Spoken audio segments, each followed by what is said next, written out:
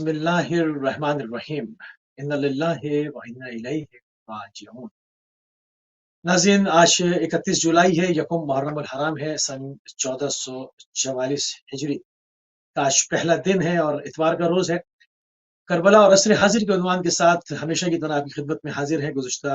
2 सालों से हम इस उन्वान को लेकर आपकी खिदमत में मुसलसल जो है वो कि खुसूसी ट्रांसमिशन मुहर्रम की देते चले आए हैं। आज करबला और असर हाजिर को लेकर सन 1444 हिजरी का पहला आज प्रोग्राम है और इसमें पूरी कोशिश करेंगे कि मकसद इमाम हुसैन अलैहिस्सलाम को ज़्यादा से ज़्यादा जो है वो बयान किया जाए कि किन हालात में इमाम ने जो है वो क़याम फरमाया, उस वक़्त क्या सियासी सूरत हाल थी, क्यों जो उस वक़्त के बहुत मुअज़्ज़िज़ीन लोग समझे जाते थे, बाअसर लोग समझे जाते थे, बड़े-बड़े नाम थे उसमें, बड़ी शख्सियत थी, सहाबा की औलाद थी, क्यों ना कोई इमाम हुसैन सलाम के साथ हमरकाब हुआ? क्या खौफ था, क्या सारे मामलात थे, सियासी मामलात क्या थे? और इमाम हुसैन सलाम ने अपने क़याम के बारे में खुद जो उसकी वज़ाहत फरमाई, जो उसके बारे में बताया कि मैं जो है वो किस वजह से निकल रहा हूँ, अम्र बिल मारूफ करने की वजह से निकल रहा हूँ। अगर इमाम क़याम न करते तो हालात क्या बन जाते और आज हमारे पास मौजूदा इस्लाम की सूरत, शक्ल सूरत क्या होती, इन तमाम चीज़ों के ऊपर सब खामोश थे, मगर इमाम ने जो है वो क़याम किया। और असर हाजिर को लेकर अगर हम बात करें तो आज तक उसके क्या असरात जो है वो हमारे सामने जो है वो इन तमाम चीज़ों को बयान करते हैं और ये तमाम चीज़ें हैं आपके सामने। तो इन तमाम जो पहलू हमने सामने बयान किए, आज हम पूरी कोशिश करेंगे कि इस एक अपने घंटे के अंदर इन तमाम चीज़ों को आपकी खिदमत में पेश किया जा सके और इस मौजू को लेकर हमारे साथ गुफ्तगू करने के लिए मौजूद हैं आपकी हरदिल अजीज शख्सियत जनाब मौलाना मिर्ज़ा अस्करी हुसैन साहब। क़िबला आपकी खिदमत में ताज़ियत भी पेश करेंगे, आपकी खिदमत में सलाम भी अर्ज़ करेंगे। वालेकुम अस्सलाम रहमतुल्लाह। आपकी खिदमत में भी और तमाम नाज़रीन की खिदमत में हमारा अर्ज़ ताज़ियत है और बिलख़ुसूस हम सब की जानिब से, आपकी जानिब से, तमाम नाज़रीन की जानिब से हमारे वली नेमत ज़त हुज्जत इन अय्याम अज़ा के हक़ीक़ी हक़दार इमाम ज़माना की खिदमत में भी हम ताज़ियत पेश करते हैं और बारगाह खुदा में दुआ करते हैं कि खुदाया इन अय्याम में जो ज़ख्म इमाम के दिल पे छाया है, खुदाया हमारी ताज़ियत को उन ज़ख्मों को मुंदमिल करने का सबब करार इंशाअल्लाह। इंशाअल्लाह। क़िबला थोड़ी सी तमीदी गुफ्तगू हो जाए क्योंकि आज से जो है वो एक मौजू का भी आगाज़ हो रहा है और इस पर पूरे अशरे जो है वो गुफ्तगू होनी है, मुख्तलिफ जहतों के साथ इसके ऊपर ज़्यादा से ज़्यादा बात होगी। जिस तरह से अभी हमने अवाइल एक प्रोग्राम में आपके महज़र में और अपने नाज़रीन के महज़र में अर्ज़ किया कि सियासी क्या सूरत हाल थी, इस कदर क्या सख्ती थी, क्यों लोग डरे हुए थे, क्यों जुर्रत नहीं कर रहे थे, क्या सियासी हालात थे। बड़ी-बड़ी शख्सियत मदीने में मौजूद थीं। वो कोशिश इमाम हुसैन सलाम को रोकने की तो करते रहे, मगर तागूत के खिलाफ क़याम करने की जुर्रत न कर सके। इमाम हुसैन सलाम ने किन हालात में क़याम किया? अऊज़ु बिल्लाहि मिनश शैतानिर रजीम, अर्रहमानिर रहीम, अल्हम्दुलिल्लाहि वस्सलातु अला अहलिही अम्मा बाद। अली भाई, आप देखें, आपकी खिदमत में अर्ज़ करें, जिन हालात में इमाम हुसैन अलैहिस्सलाम ने क़याम किया, उन हालात की बाज़ख़ानी और उन हालात का मुतालिआ और उस तारीख़ का एक जायज़ा जो है वो हमें बख़ूबी बताता है कि रसूल अकरम सल्लल्लाहु अलैहि वसल्लम जो दीन लेकर आए थे, रसूल अकरम सल्लल्लाहु अलैहि वसल्लम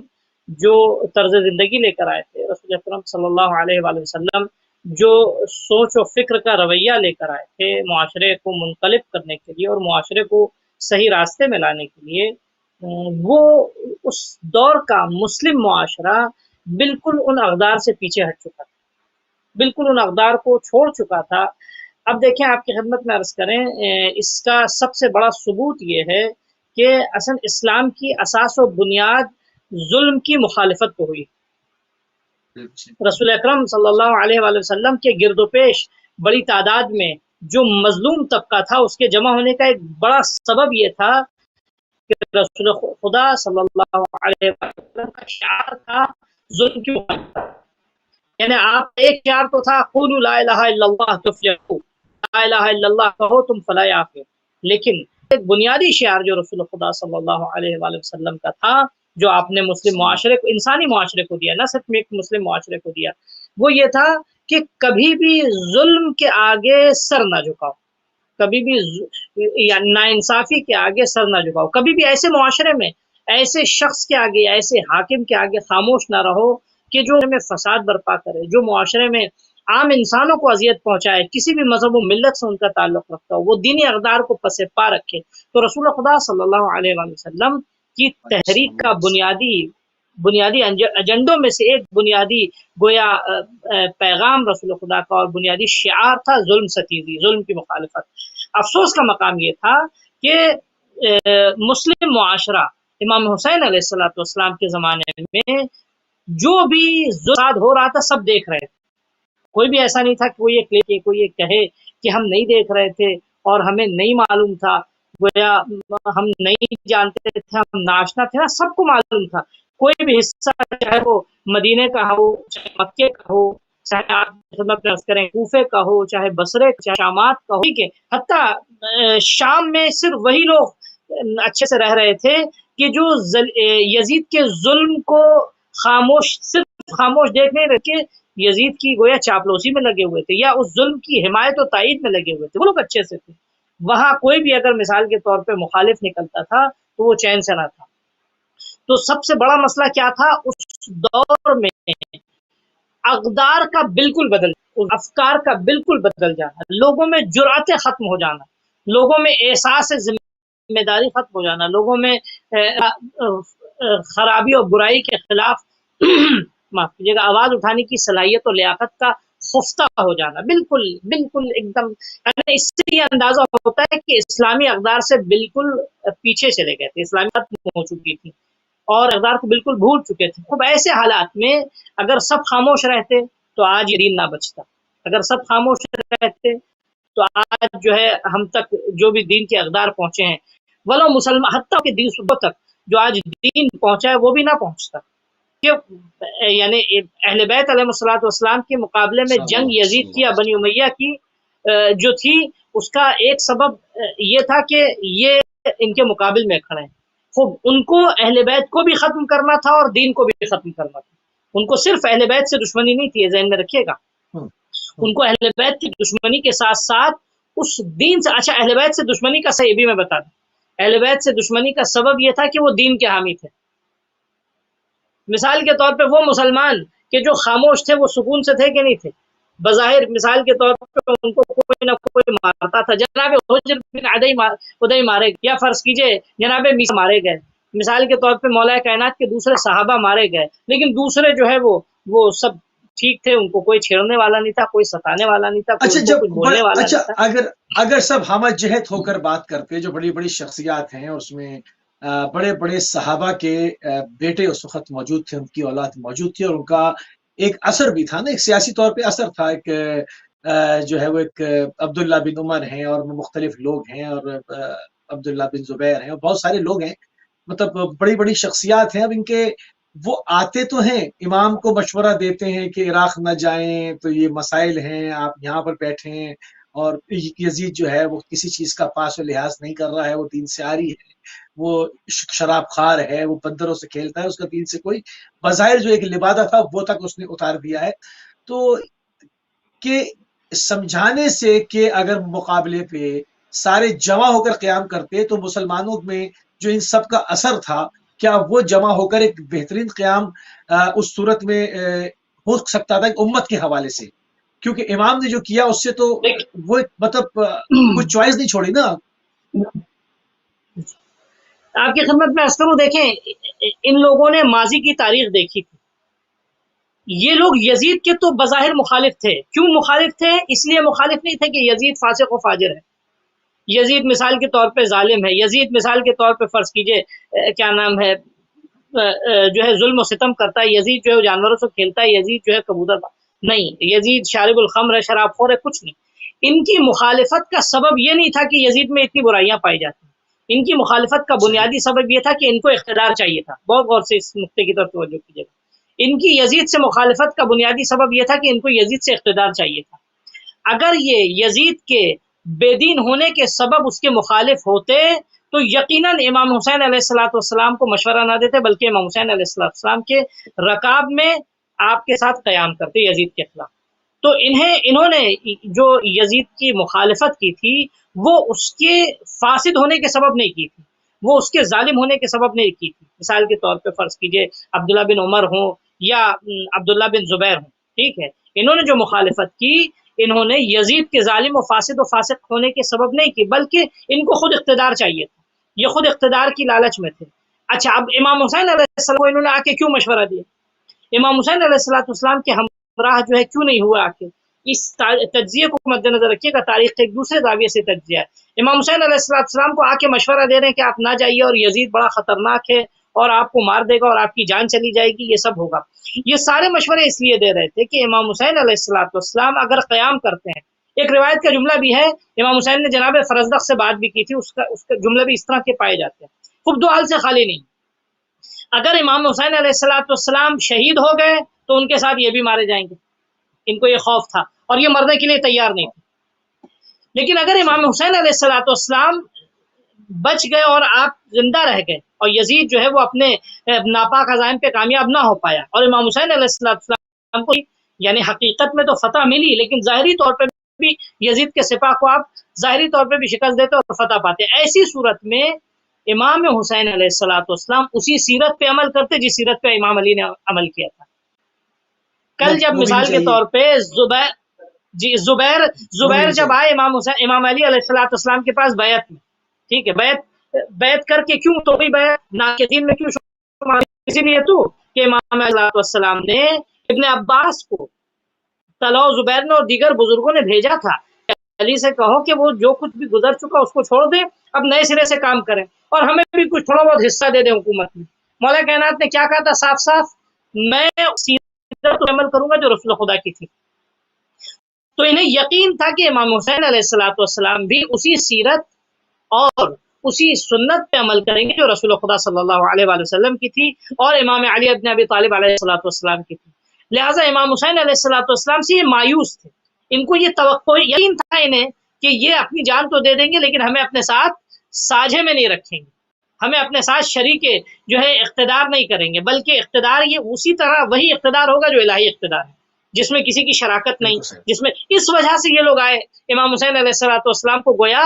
یہ نصیحت نہیں کر رہے تھے، بلکہ جیسے اب سورہ احزاب میں بھی ہے نا کہ جنگ احزاب کے وقت جو ہے بعض لوگ آ کے مسلمانوں کو ڈراتے تھے کہ نہیں یہ جمع الناس الیکم، لوگوں کے مقابل میں بہت بڑی تعداد میں جمع ہیں اور تمہاری جان کو خطرہ ہے اور وہ تو بڑے طاقتور ہیں. یہی حال تھا ان کا بھی، یہ بھی اسی طرح آ کے امام حسین علیہ السلام کو علیہ باللہ گویا ان کے عزائم سے ان کو پیچھے ہٹانا چاہ رہے تھے. امام حسین علیہ السلام نے وہی جواب دیا جو قرآن مجید میں جواب تھا، ٹھیک ہے، کیا کہ حسبنا اللہ و نعم الوکیل، ہم جو ہے اللہ کی راہ میں نکلے اور اللہ ہی ہمارا اس راہ میں مددگار. ٹھیک ہے، امام حسین علیہ السلام نے ایکسیپٹ نہیں کیا، تو امام حسین علیہ السلام کے ایکسیپٹ نہ کرنے کا ایک سبب یہ بھی تھا، امام حسین نے دعوت دی سب کو تاکہ کل یہ تاریخ کو یہ نہ کہیں کہ ہمیں تو بلایا نہیں تھا اور ہم تو باقاعدہ نصیحت کر رہے تھے امام حسین کو کہ وہ قیام نہ کریں، حالات نہیں صحیح تھے. امام حسین نے ڈیبیٹ کر کے ان سے گفتگو کر کے ان کو فلسفہ بتا کے ان کو حالات بتا کے ان کو مشیت خدا بتا کے ان کو سنت رسول کے احیاء کی ضرورت کو بتا کے اتمام حجت کر دی، تاکہ کل یہ تاریخ کے سامنے کوئی ایکسکیوز یا کوئی گویا کیا نام ہے اپنا عذر پیش نہ کر سکے. ہم کیا کریں، ہم تو چاہ بھی رہے تھے لیکن امام حسین نے تو اس کو آپ نے توجہ کی اس بات کی طرف کہ ناظرین بھی خصوصی توجہ کریں. یہ نصیحتیں جو ہاں فرض کیجیے کچھ خیر خواہ تھے، شہزادی ام سلمہ نے بھی گفتگو کی تھی امام حسین علیہ السلام کہ آپ نہ جائیے، ہم نے آپ کی جد سے سنا ہے، لیکن آپ نے شہزادی ام سلمہ کو وہی جواب دیا کہ جو رسول خدا صلی اللہ علیہ وآلہ وسلم نے آپ کو خواب میں بتایا کہ ان اللہ شاء یرانی قتیلا، کہ اللہ چاہتا ہے کہ میں شہید ہو جاؤں. بیویوں کے بارے میں سوال کیا تو آپ نے کہا ان اللہ شاء یراہن صبایا، کہ اللہ کی مشیت یہ ہے، اللہ کا گویا اللہ کے دین کی بقا اور اس کے لیے اس کی مشیت یہ اسیر ہوں اور میں شہید. تو یہ خیر خواہ تھے. اس کے بعد کو انہوں نے روکا نہیں، اپنی محبت کا اظہار کیا.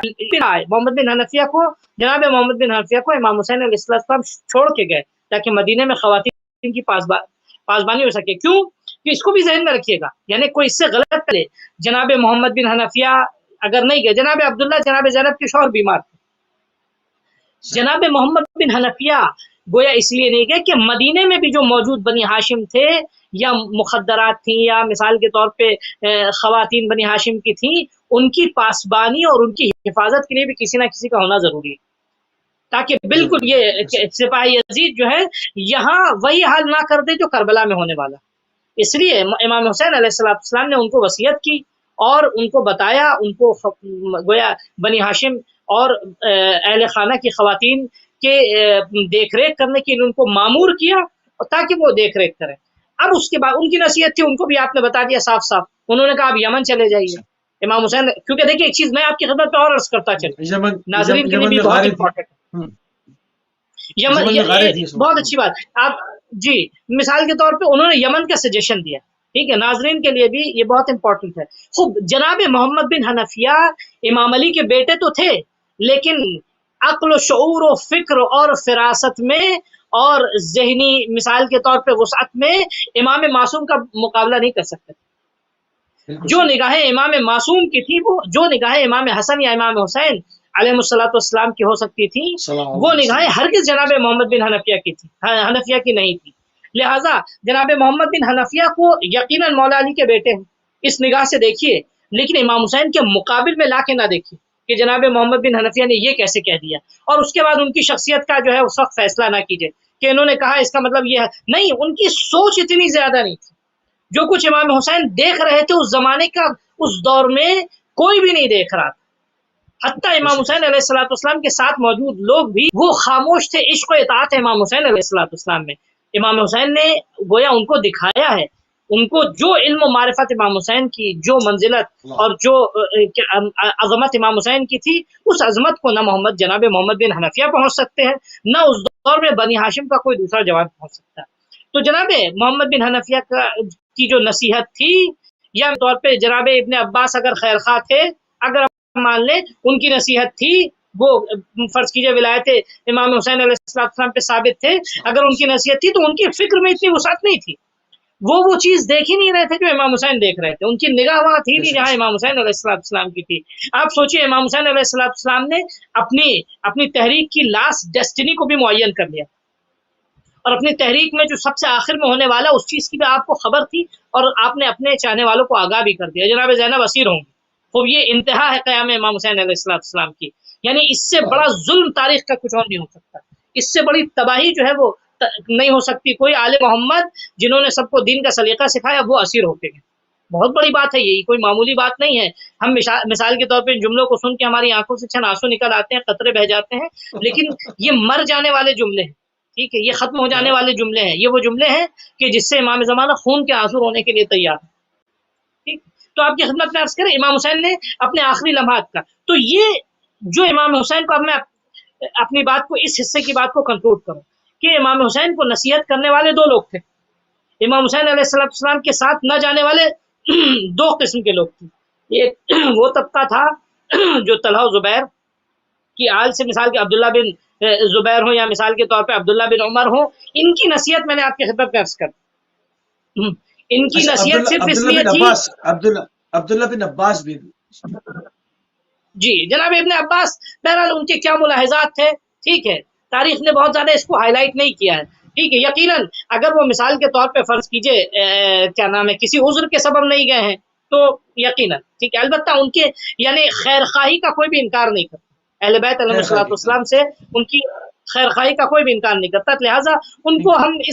یعنی اس کٹ گھرے میں یا اس خانے میں نہیں لا سکتے جہاں عبداللہ بن عمر کے بارے میں ہم گفتگو کریں یا عبداللہ بن زبیر کے بارے میں ہم گفتگو کریں، ٹھیک ہے، عبداللہ بن زبیر یا عبداللہ بن عمر یا اس طرح کے، یہ تو دو نام آگے نمایاں۔ میں تو کہتا ہوں کہ تمام صحابہ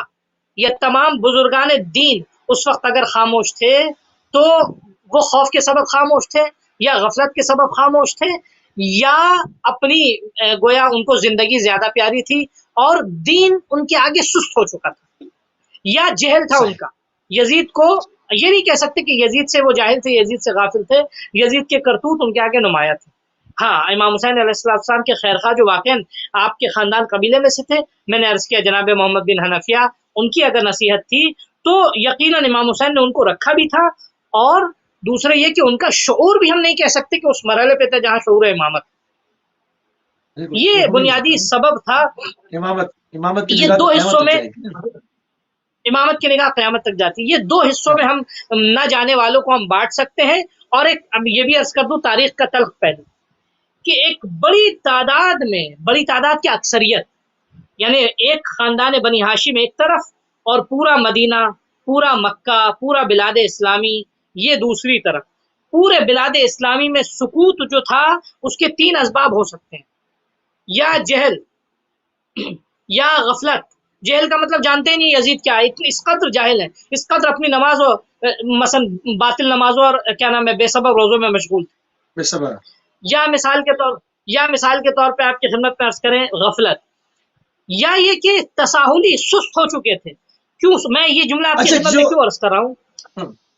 جی میں یہ چیز عرض کرتا چلوں، مولا کائنات نہج البلاغہ میں ایک مقام پہ فرماتے ہیں فقط دعوتکم لیلا و نہارا، میں نے تمہیں شب و روز بلایا تھا، ٹھیک ہے، لیکن تم نے ہمارا ساتھ نہیں دیا، ٹھیک ہے۔ یہی حال امام حسن علیہ السلام کے ساتھ ہو۔ امام حسن علیہ السلام کا ساتھ بھی جو لوگوں نے نہیں دیا وہ سستی کے سبب نہیں دیا، یعنی اتنے سست اور اتنے بے دل ہو گئے تھے کہ انہوں نے امام وقت کی مدد نہیں کی۔ یہی حال امام حسین علیہ السلام کے ساتھ بھی تھا۔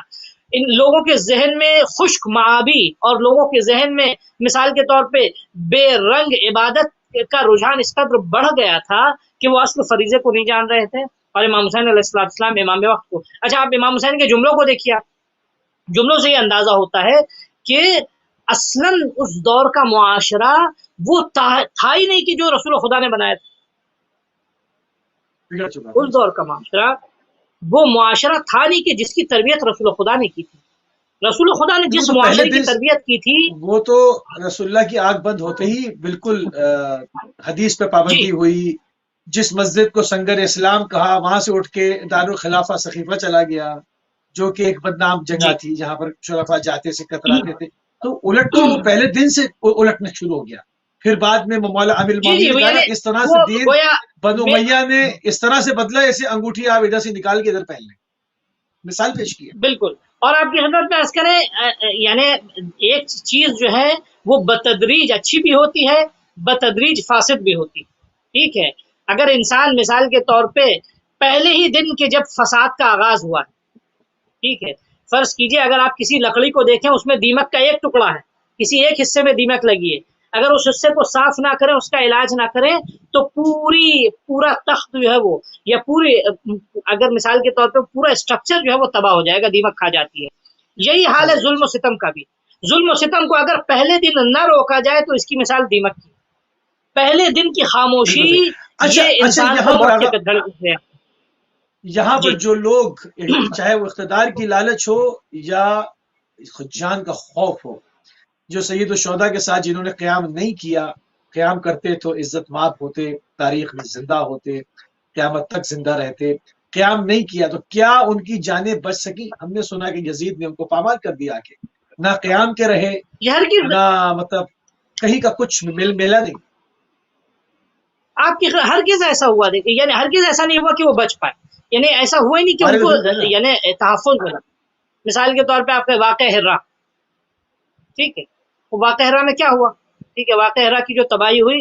جو لوگ اپنی جان بچا کے مکہ یا مدینے میں بیٹھے تھے، خوب یزید نے امام حسین علیہ السلام کے بعد، امام حسین علیہ السلام کی شہادت کے بعد، کربلا کے واقعے کے بعد گویا انہیں بھی نہیں بخشا۔ جو لوگ خاموش تھے یہ سوچ کے کہ ہم خاموش رہ جائیں تو ہم بچ جائیں گے، یہ قانون ہے، اس کو ذہن میں رکھیے گا۔ یہ ہر دور کا ایک یعنی گویا فلسفہ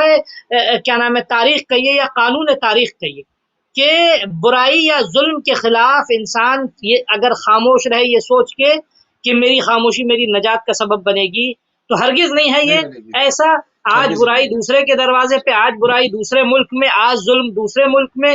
آج ظلم دوسرے کے مثلا دوسرے کی سرزمین پر، کل یہی ظلم ہمارے گھر آئے، کل یہی ظلم جو ہے۔ میں آپ کی خدمت میں عرض کروں کہ بہرحال کیا نام ہے صدام کی مثال آپ نے ملعون کی،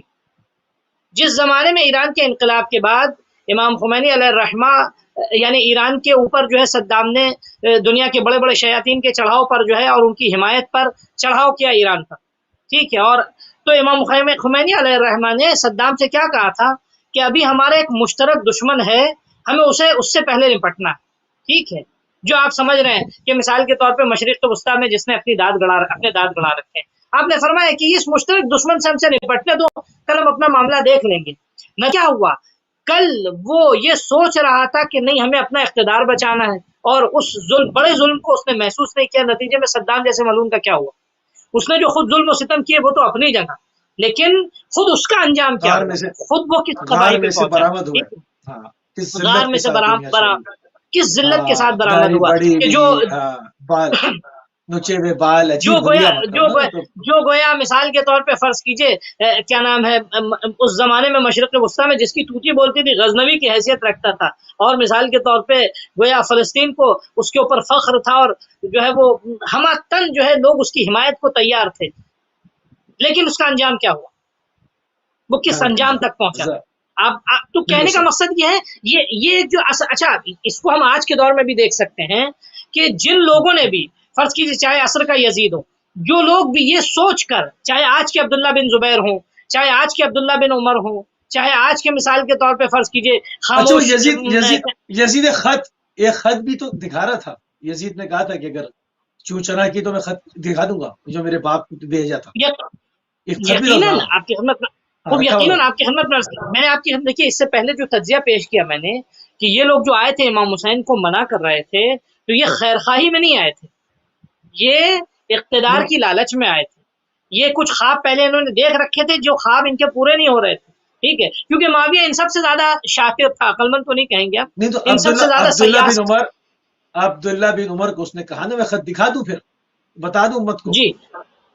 یہی میں ہاں، عرض کر رہا ہوں. تو معاویہ ان سب سے زیادہ شاطر اور سیاس تھا، مکار تھا، مکر و فریب میں وہ جو ہے ان کے آبا و اجداد سے بھی زیادہ تیز تھا وہ، ٹھیک ہے. تو آپ کی خدمت میں عرض کریں کہ ایسے شخص پہ انہوں نے بھروسہ کیا، اس نے جو ہے وہ یزید کی بیعت لی، انہیں جو ہے وہ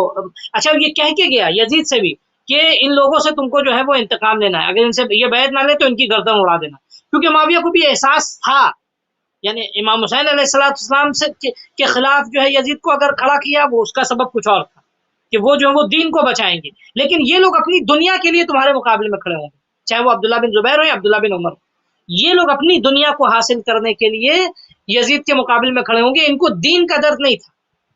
اگر ان کو دین کا میں صاف صاف کہہ رہا ہوں اور یہ کوئی دبی چھپی بات نہیں تاریخ کی، اگر ان کو دین کا درد ہوتا تو یقیناً یہ امام حسین علیہ السلام کے ہمراہ ان کے رکاب میں ہوتے اور شہادت یا مثال کے طور پہ نجات ملتی، دونوں میں سے کوئی صورت تھی. اگر امام حسین زندہ رہتے تو یہ بھی بچتے، امام حسین علیہ السلام اچھا شہید امام ہوتے ان کو بھی شہادت ملتی. جی ہاں ٹھیک ہے، ٹائم قبلہ ہمارے پاس کم ہو رہا ہے. امام حسین السلام نے اپنے جی قیام کے بارے میں خود کیا فرمایا؟ کیونکہ اس پہ کیونکہ ان کے اگر ان سے سنا جائے کہ آپ کیا فرماتے ہیں تو وہ یہ سب سے عالی ہوگا، بجائے اس کے کہ دیکھیے لوگوں کی اس کے اوپر جو تجزیے ہیں وہ اپنی جگہ ہیں، مگر امام نے خود اس کو بیان کر کے کھول کھول کے بیان فرمایا. کچھ اس میں کوئی ڈھکی چھپی بات تاریخ میں نہیں ہے. دیکھیے بہت اچھا سوال ہے. امام حسین علیہ السلام نے اپنے قیام کے فلسفے کو چند حصوں میں متعدد مقام پہ یا خطوط کی شکل میں امام حسین علیہ السلام نے بیان کیا ہے، اور امام مدلل حسین بیان علیہ کیا. السلام نے جی اس کو بیان کرنے کے ساتھ ساتھ ان سرکمسٹانسز اور ان حالات کا بھی آپ نے بھرپور تجزیہ کیا تاکہ لوگوں کو معلوم ہو جائے کہ کن حالات میں امام حسین علیہ السلام قیام کر رہے ہیں، تاکہ تاریخ کے لیے اتمام حجت ہو جائے. سب سے پہلی چیز جو تھی امام حسین علیہ السلام کے قیام کے فلسفے کی، وہ قول تھا جو امام علی علیہ السلام نے خطبہ شقیقیہ میں بیان فرمایا تھا. وہ جملہ تھا، اس جملے کو بظاہر امام حسین علیہ السلام نے بھی اس کی تکرار کی اور بارہا اب اس جملے کا احساس تھا. وہ کیا ہے امام حسین کا جملہ، امام علی کا جملہ جو خطبہ شقیقیہ میں بھی موجود ہے، لولا حضور الحاضر وقیام الحجہ بوجود الناصر. سب سے پہلی چیز دیکھیے امام حسین نے ذمہ داری کا احساس، کیوں؟ کیونکہ آپ امام وقت ہیں. اچھا اب اس میں ایک جملہ امام حسین نے کہا ہے کہ جس سے ایک اہم گوشے کی طرف بھی آپ اشارہ فرماتے ہیں کہ دیکھیے جو بھی اسلامی معاشرے میں علماء اور دانشور ہیں، بہت غور سے سامعین بھی سنیں اور توجہ کی بات ہے، جتنے بھی علماء اور دانشور ہیں اسلامی معاشرے میں، چاہے وہ مثال کے طور پہ ان کے پاس عہدہ ہو یا نہ ہو، ان کے پاس کوئی منصب ہو یا نہ ہو، یا کسی مثال کے طور پہ وہ اعلیٰ مقام پہ ہوں یا نہ ہوں، لیکن اگر وہ علماء اور دانشور ہیں اسلامی تو ان پر فرض ہے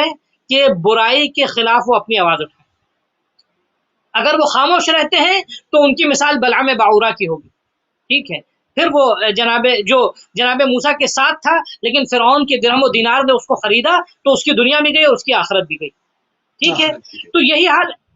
حال امام حسین علیہ السلام کے زمان میں تھا. مولا کائنات کیا فرماتے ہیں، لولا حضور الحاضر،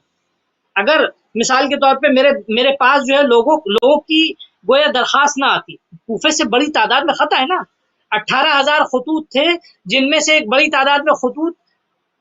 قبیلوں کے سرداروں کے تھے۔ اب آپ سوچ سکتے ہیں کہ کتنے ہزار لوگ جو انہوں نے، یا 12,000 لوگوں نے یا 18,000 لوگوں نے جو خط لکھا، تو کتنے لاکھوں کی تعداد میں امام حسین علیہ السلام کے منتظر تھے لوگ۔ تو اسے کہتے ہیں یعنی ٹیکنیکل زبان میں اتمام حجت۔ یہ وہی حالات تھے کہ ہاں اب اتمام حجت ہو گئی، وہ قیام الحجہ، اب حجت تمام ہو گئی۔ اب اگر میں نہ جاؤں تو قیامت کے دن یہ لوگ اگر بے دلی سے بھی انہوں نے مدد کے لیے اعلان کیا ہے تو قیامت میں میرا گریبان پکڑ سکتے ہیں، خدا سے شکایت کر سکتے ہیں کہ گویا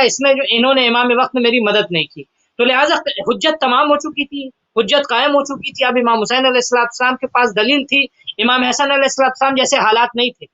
امام حسن علیہ السلام کے پاس اگر یہ حالات ہوتے تو امام حسن قیام کرتے۔ امام حسن نے صلح کی تھی کیونکہ آپ کے پاس صلح کرنے کے لیے حجت تھی۔ امام حسین نے قیام کیا کیونکہ آپ کے پاس لوگ، کیونکہ امام حسن کے پاس سے لوگ معاویہ کے پاس گئے، 12,000 میں کوئی بکا، کوئی 40,000 میں بکا، کوئی 1,00,000 میں بکا، درہم میں اور دیناروں میں۔ امام حسن کے پاس ایسے حالت نہیں تھے۔ امام حسین علیہ السلام کے پاس لوگ گویا خط لکھ کر اتمام حجت کر چکے تھے، بے وجود الناصر، اور یہ کہہ چکے تھے کہ ہم آپ کی مدد کریں گے۔ اب اس کے بعد دوسری چیز کیا ہے؟ یہ تو اتمام حجت تھی۔ دوسری چیز، علماء پہ فرض یہ ہے کہ وہ باطل کو روکیں،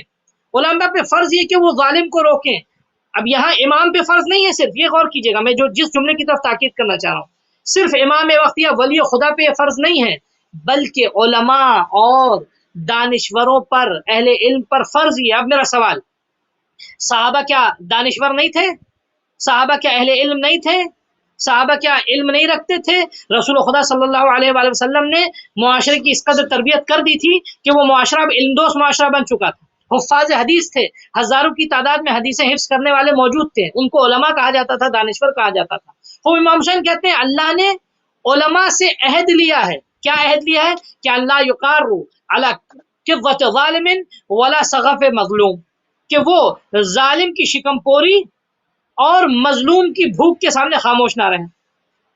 اگر ایسا نہ ہوتا،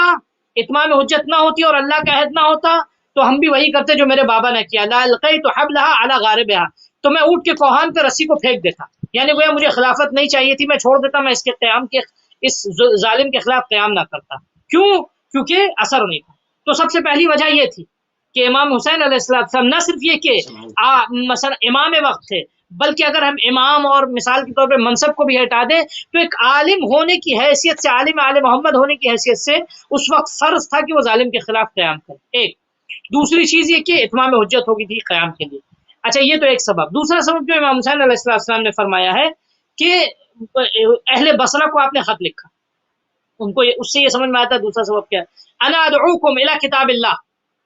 میں تمہیں بلا رہا ہوں اللہ کی کتاب پہ عمل کرو، وہ سنت نبی ہے، میں تمہیں بلا رہا ہوں کہ نبی کی صلی اللہ علیہ وآلہ وسلم کی سنت پہ عمل کرو۔ فإن السنة قد أميتت وإن البدعة قد أحييت، کہ سنت مر چکی ہے۔ دیکھیے، معصوم کی تعبیر بڑی حساس ہوتی ہے۔ سنت مر چکی ہے کا مطلب یہ کہ اب سنت ہے ہی نہیں، رسول خدا کی سنت پہ عمل ہی نہیں ہو رہا، یعنی اب جو نماز ہو رہی تھی، جو روزہ ہو رہا تھا، جو حج تھا، وہ سب بیکار تھا، کیونکہ یعنی امام حسین مبالغہ نہیں کر رہے ہیں، یعنی واقعاً یہ کلام معصوم ہے اور معصوم کی زبان سے نکلا ہوا کلام ہے۔ معصوم کبھی بھی مبالغہ نہیں کرتے ہیں، کبھی بھی بیجا گوئی نہیں کرتا۔ سنت مر چکی ہے کا مطلب یہ کہ اس وقت سنت رسول خدا پہ عمل ہو ہی نہیں رہا تھا، دین ختم ہو چکا تھا، قرآن بند ہو چکا تھا، قرآن پہ خوب ایسے حالات میں خوب فرض تھا امام حسین کا، بدعتیں جاری ہو چکی تھی۔ سب سے بڑی بدعت کیا تھی؟ سب سے بڑی بدعت تھی جس کا آغاز میں نے کیا کہا، سب سے پہلے اسلام کو جو دیمک لگی وہ سقیفہ میں لگی، سب سے پہلی دیمک جو اسلام کو لگی ہے وہ سقیفہ میں لگی ہے۔ اس دیمک کو دیکھ کے مسلمان خاموش رہے، نتیجے میں یزید جیسا فاسد پورا ڈھانچہ گویا سڑا دیا اس نے اسلام کا، اور پورے اسلام کو کھانے کو تیار ہو۔ خوب ایسے میں کیا تھا؟ ایسے میں امام حسین علیہ السلام پہ قیام فرض تھا۔ دوسری جگہ پہ کیا فرماتے ہیں امام حسین؟ بعض لوگ آئے امام حسین کو روکنا چاہا تو ان سے آپ نے کیا کہا؟ خط لکھ کے، مل امام الا العامل بکتاب اللہ، کہ امام کیسا ہونا چاہیے؟ جو بھی مسلمانوں کا رہبر بن رہا ہے، جو بھی مسلمانوں کا قائد بن رہا ہے، اس کو کیسا ہونا چاہیے؟ سب سے پہلے العامل بکتاب اللہ، اللہ کی کتاب پہ عمل کرے، والقائم بالقسط، اور عدل و انصاف پہ قیام کرے، والدائن بدین الحق، اور دین حق پہ عمل کرے، دین حق اس کا شعار ہو، اس کی زندگی ہو، الحابس نفسہ علی ذات اللہ، اور اپنے نفس کو ہمیشہ اللہ کی ذات کے آگے قابو میں رکھے، یعنی اللہ کا مطیع و فرما بردار بنا کے رکھے اپنے نفس کو، ٹھیک ہے. وہ سلام یہ کہہ دیا آپ نے امام حسین. پھر اس کے بعد آپ کی خدمت میں عرض کریں، یہ ایک مقام پہ، کیونکہ وقت میرے خیال سے کم ہے، میں ایک اور فلسفہ جو آپ کا جو عتبہ بن ولید کے سامنے امام حسین نے بیان کیا تھا وہ بھی بہت ضروری ہے. ان چیزوں کی بازخوانی ہر دور میں ضروری ہے تاکہ ہمارے بچے بھی ان چیزوں سے آشنا ہو سکیں، جدید نسل کو بھی معلوم ہو سکے. جی ہاں، کیا فرماتے ہیں مدینے میں؟ آپ نے کیا فرمایا مدینے میں؟ آپ فرماتے ہیں یعنی ہر جگہ آپ نے الیبوریٹ کیا، یعنی بتا دیا، کوئی کسی کے لیے یعنی بند الفاظ میں بات نہیں کی کہ نہیں ہم ظالم کے خلاف قیام کریں نا. آپ نے نام لے کے بتایا کہ جس ظالم کی ہم مخالفت کر رہے ہیں وہ ظالم یزید ہے، اور اس کی خاصیتیں کیا ہیں، اس کے اندر کیا فاسد صفات پائی جاتی ہیں، وہ کتنا پست ہے وہ بھی بیان کیا پوری ہمت و طاقت کے ساتھ، بغیر کسی خوف و ہراس کے. بعض لوگ کہتے ہیں کہ امام حسین علیہ السلام اپنی جان بچانے کے لیے مکے سے نکلے تھے. ہرگز جھوٹ ہے، الزام ہے یہ امام حسین علیہ السلام پہ. خوب اگر امام حسین علیہ السلام یہ جان بچانے کے نکلتے اگر مدینے سے، تو آپ خود غور کریں اتنے تلخ الفاظ اور اتنے سخت الفاظ یزید کی مذمت میں نہ کہتے. آپ مکے سے یا مدینے سے نکلے ہیں مکے اور مدینے کی حرمت کو بچانے کے لیے، نہ صرف یہ کہ اپنی جان کو بچانے کے لیے اور خوف سے نکلے. کیا فرماتے ہیں؟ انا ایھا الامیر، اے حاکم، انا اہل بیت النبوہ، ہم اہل بیت نبوت ہیں، ومعدن الرسالہ، ہم رسالت کی کانیں ہیں، ومختلف الملائکہ، ہمارے ہاں فرشتوں کا آنا جانا ہوتا تھا، ومحل الرحمہ، اللہ کی رحمت ہمارے یہاں اتری ہے، بنا فتح اللہ، ہم سے کائنات کی ہدایت کے سلسلے کا آغاز ہوا، وبنا ختم، ہم پر کائنات کے سلسلے کی ہدایت کا اختتام ہوگا. اب دیکھیے یہ تو اپنے صفات بیان کیے. اب اگر امام حسین کو خوف ہوتا تو یہی کہتے کہ نہیں ہم اس لیے ہم نے جو یزید ہم بیعت نہیں کر رہے. نہیں، پھر آپ جملے دیکھیے، اس سے اندازہ ہوتا ہے کہ امام حسین کو ڈر و خوف نہیں تھا بلکہ مدینے کی حرمت اور مکے کی حرمت کا لحاظ تھا، اس لیے آپ نے چھوڑا. وہ یزید، اور یزید کون ہے؟ رجل فاسق، ایک فاسق مرد ہے.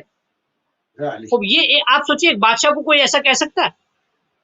ایک نہ کہ معمولی بادشاہ، ظالم و جائر بادشاہ، شراب کے نشے میں چور مست بادشاہ، ٹھیک ہے، حلال کو حرام، حرام کو حلال کرنے والا بادشاہ، جس کے آگے کوئی اقدار نہیں. مثال کے طور پہ یہودیوں اور نصرانیوں کی آغوش میں پلا ہوا جو ہے وہ حاکم، ٹھیک ہے، جس کے پاس کوئی انسانیت نہیں، ایسے شخص کو کیا کرے؟ یزید. وہ یزید رجل فاسق، ایک فاسق مرد ہے، شارب الخمر، شراب خور ہے، قاتل النفس المحرمہ، اور محترم نفس کے جس کا خون اللہ نے بچانا واجب رکھا ہے، جس کا خون بہانا حرام رکھا ہے، اس کو قتل کرنے والا شخص، معلن بالفسق، اور یہ علل اعلان فسق و فجور کرتا ہے. ایسے شخص کے آگے میں بیعت کروں؟ نہیں. آپ نے فرمایا مثلی لا یبایع مثلہ، یعنی صرف یہ بھی اب یہ اکثر لوگ سنتے ہیں کہ نہ صرف یہ کہ میں بیعت نہیں کروں گا بلکہ مثلی، جو بھی میرے جیسا ہے. البتہ میں یہاں ایک جملہ عرض کرتا چلوں، اکثر لوگ کربلا میں امام حسین علیہ السلام کے اصحاب و انصار کو دیکھ کے کہتے ہیں کہ یہ سب امام حسین جیسے تھے. امام حسین علیہ السلام نے نکلنے سے پہلے ہی بتا دیا کہ یہ سب میرے جیسے ہیں. آپ جب مدینے سے نہیں نکلے تھے تب بتا دیا تھا میرے ساتھ جتنے بھی لوگ ہیں سب میرے جیسے ہیں، یعنی ان کی سوچ میری سوچ، ان کا خیال میرا خیال، ان کا رویہ میرا رویہ، ان کی بات کا طریقہ، ہر چیز ان کی زندگی کی، ان کی عبادت و بندگی ہماری جیسی ہے. خوب اس سے واضح ہوتا ہے امام حسین علیہ السلام نے مجھے جیسے اصحاب ملے، نہ ایسے میرے بھائی کو ملے، نہ بابا کو ملے، نہ نانا کو ملے، یعنی یہ امام حسین نے عاشور کے دن کہا تھا، یہ شب عاشور کہا امام حسین علیہ السلام نے. لیکن آپ سوچیے، لیکن اس جملے سے بالکل صحیح فرما رہے ہیں، اس جملے سے یہ اندازہ ہوتا ہے کہ امام حسین نے روز اول بتا دیا کہ ہمارے ساتھ جو لوگ ہیں وہ ہمارے جیسے ہیں. یعنی اب اس سے بھی اندازہ ہوتا ہے، آپ یہ سوچیں کہ عزم و ارادے میں سب شریک تھے امام حسین کی، چاہے وہ جناب زینب ہوں، چاہے وہ شہزادی سکینہ سلام اللہ علیہ ہوں، میں چھوٹے چھوٹے بچوں کی بات کر رہا ہوں، سب مدینے سے اسی عزم و ارادے کے ساتھ نکلے تھے. یعنی جناب زینب سلام اللہ علیہ صرف بھائی کی عطوفت میں نہیں نکلی تھی بلکہ دین کے تحفظ کے جذبے سے نکلی تھی. یعنی جناب زینب کا بھی یہی شعار تھا، مثلی لا یبایع مثلہ. مثال کے طور پہ جناب عباس کا بھی یہی شعار تھا، مثلی لا یبایع مثلہ. جناب سکینہ سلام اللہ علیہ کا یہی شعار تھا، مثلی لا یبایع مثلہ. یا جناب رباب، جناب ام کلثوم، یہ جتنی بھی خواتین مخدرات ہوں سب کا ایک شعار تھا. کیا شعار تھا؟ مثلی لا یبایع مثلہ. تو اس سے اندازہ ہوتا ہے، اور بھی بہت ساری باتیں آپ دیکھیں غور کریں، اس سے اندازہ ہوتا ہے کہ امام حسین علیہ السلام نے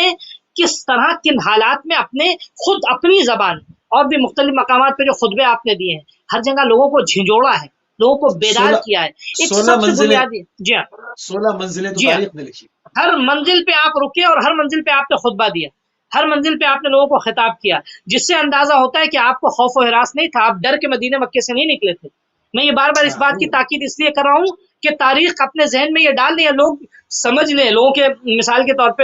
یہ نہ سن لے کہ امام حسین اپنی جان کو بچانے کے لیے آئے، ولی جناب محمد بن حنفیہ کو پہلے ہی کہہ دیا تھا، ولی یمن سے زیادہ سیف جگہ کون تھی. مکے میں امام حسین علیہ السلام نے جب احساس کیا کہ لوگ تلواریں لے کر آئے ہیں تو تلواروں کے خوف سے آپ نے مکے سے باہر نکلنا اختیار نہیں کیا، بلکہ مکے کی حرمت کو بچانے کے لیے. کیونکہ اگر مکے کی حرمت پامال ہو گئی تو تاریخ یہ نہیں کہے گی کہ امام حسین شہید ہوئے، تاریخ یہی کہے گی، یہ بنی امیہ اور بنی عباس کے ہاتھ کا جو قلم ہے وہ یہی کہے گا کہ امام حسین علیہ السلام کو مدینے میں چاہے جو ہے آپ کی جو ہے وہ آپ کو خاموش رہنا پڑتا یا مکے میں آپ کو خاموش رہنا پڑتا، لیکن مکے میں جنگ نہ کرتے. یہ امام حسین تھے جو مکے میں آپ نے جنگ کی، تاریخ یہی لکھتی. کیسے آج تاریخ کے بہت زیادہ مثال کے طور پہ جو فرض کیجئے جن کے قلم اور جن کی دواتیں بکی ہوئی ہیں حکام وقت کے پیسوں میں، تو وہ یہی لکھتے ہیں، وہ امام حسین علیہ السلام کی جنگ کو، اس قیام کو سب سے پہلے دو بادشاہوں کی جنگ لکھتے ہیں. اور دوسری بات یہ کہ مثال کے طور پہ امام حسین یا بعض بالکل جو جن کا نفس بالکل مردہ ہے، بالکل پست ہو چکے ہیں، وہ لکھتے ہیں کہ نہیں امام حسین علیہ السلام تو قیام کرنا ہی نہیں چاہیے، حاکم وقت کے خلاف قیام جو ہے برا تھا. اس لیے ایسے لوگ تاریخ کو اور مسخ کر دیتے، بالکل قیام امام حسین علیہ السلام کی ماہیت ختم ہو جاتی.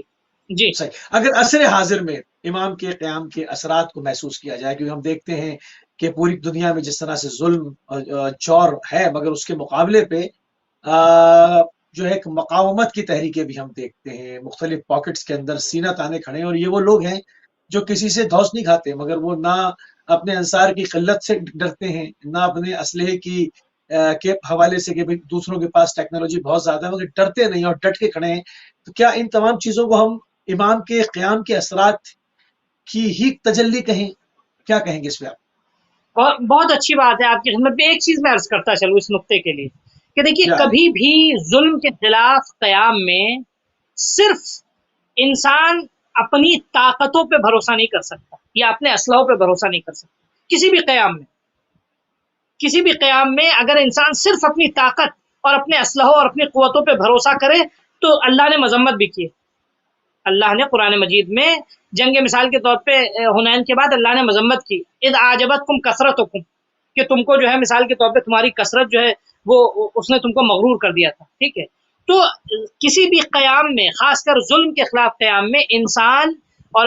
قیام کرنے والا کبھی اپنی طاقت اور اپنے قوت بازو کے اوپر جو ہے غرور و گھمنڈ نہ کرے، بلکہ اس کے ساتھ ساتھ اللہ پر ایمان اور اللہ سے توکل اور اللہ کی بارگاہ میں توسل بہت ضروری ہے. توجہ کریں آپ،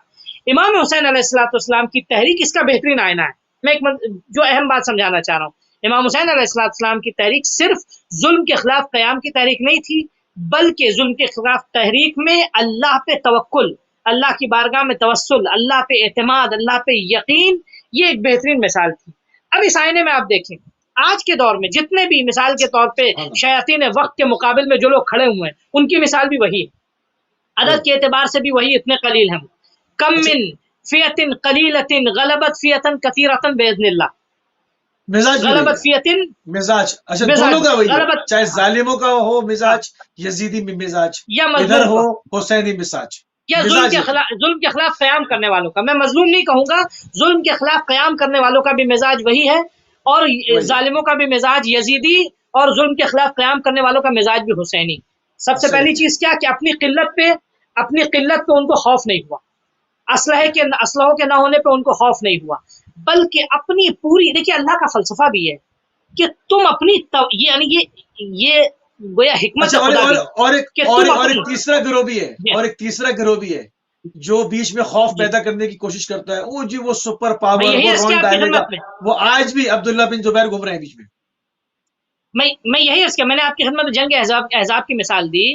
کہ جنگ احزاب میں یہی تو کیا، ایک طبقہ کیا تھا، ان کو منافقین کا طبقہ کہا جاتا ہے، وہ آ کے ڈرا رہے تھے کہ نہ جاؤ ان الناس قد جمعوا الیکم، ٹھیک ہے تمہارے خلاف لوگ جمع ہو گیا، ان کے پاس بہت اسلحہ ہے، وہ بہت یعنی طاقتور ہے، ارے ان کی تو تعداد بہت زیادہ ہے، تم تو کچھ نہیں ہو. خوب ان کے مقابل میں کیا نام ہے وہ لوگ کہ جو اللہ پہ ایمان رکھتے تھے انہوں نے کیا کہا کہ نہیں ہم اللہ پہ توکل رکھتے ہیں، حسبنا اللہ، ہمارا اللہ مددگار۔ تو کہنے کا مقصد آج بھی ویسے لوگ ہیں، یہ تین طبقہ جو آج بھی پایا جائے گا۔ ایک طبقہ وہ جو ظلم کے خلاف کھڑا ہوا ہے، اس کے پاس اس کی تعداد کم، اس کے پاس اسلحے کم، نہیں کے برابر، اس کے پاس جو ہے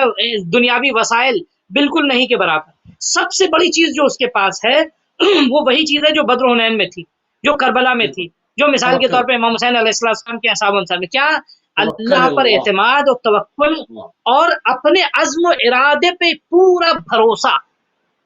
یہ بہت اہم چیز ہے۔ اپنے عزم و ارادہ، جب انسان اپنے عزم و ارادہ مستحکم رہتا ہے اور اللہ پہ ایمان رکھتا ہے تو اس کی قلت بھی دشمن کے بڑے لشکر شکست دے سکتی ہے اور ذلیل کر سکتی ہے، جس کو ہم آج اپنی بھری آنکھوں سے ہم دیکھ رہے ہیں، مثال کے طور پہ کھلی آنکھوں سے ہم دیکھ رہے ہیں، آج ہمارے سامنے ہے تاریخ، آج ہمارے سامنے ہے معاشرہ کہ بڑے بڑے شیاطین، بڑے بڑے ظالم جو ہیں